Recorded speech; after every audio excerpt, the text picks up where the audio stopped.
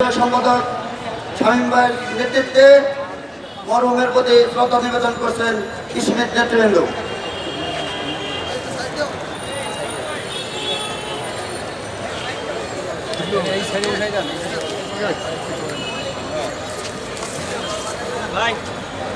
ইমরান ইমরান ইমরান সিদ্দিকরে বলো তো, সিদ্দিকরে বলো পুরো